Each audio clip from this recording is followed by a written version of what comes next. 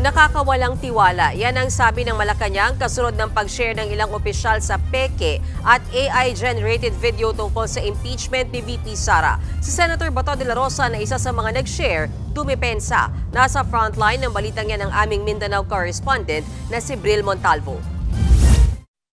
Pabor ka ba sa impeachment ni VP Sara? No. Bakit? Because it is obviously politically motivated. I mean, maraming may confidential funds sa gobyerno, iba nga billions pa. But why single out the VP?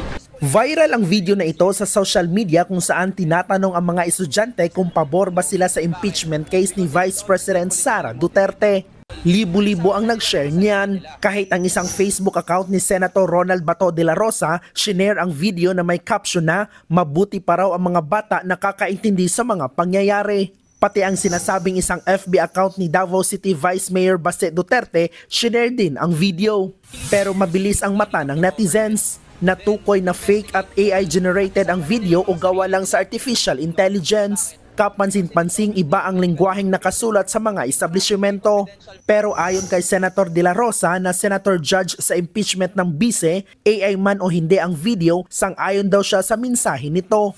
Pati ang mismong bise, aprobado sa AI video. Wala namang problema siguro sa pag-share ng AI video in support of sa akin, basta hindi ginagawang negosyo. Pero para kay Palace Press Officer Undersecretary Claire Castro, nakakawala ng tiwala kung opisyal ng gobyerno ang nagbabahagi ng fake news. Kung ginamit lang naman ng kanila, ang kanilang mga talino para alamin kung ang kanilang isi-share ay mali, disinformation, or just AI-generated videos, hindi ka na kailangang mag-apologize. Paano na po yung ibang naniwala sa kanila, considering na binoto sila ng taong bayan. Sa kabilang banda, bumuelta naman si VP Sara sa kumpanyang PR firm na gumagamit ng AI para umano siraan siya. Sobrang napahiya na siya doon nung nilabas yon ng AI. I mean, nasaan na yung credibility mo as a service provider? Ano pang point na kasuhan ko siya?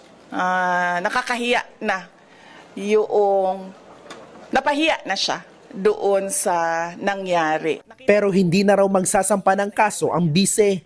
Nagbabalita mula sa frontline, Bril Montalvo, News 5, Mindanao. Mga kapatid, may Los Baños po. Huwag magpahuli sa mga balita at impormasyong dapat ninyong malaman. Para sa mas malawak na balitaan at diskusyon, mag-follow at mag-subscribe sa social media pages ng News 5.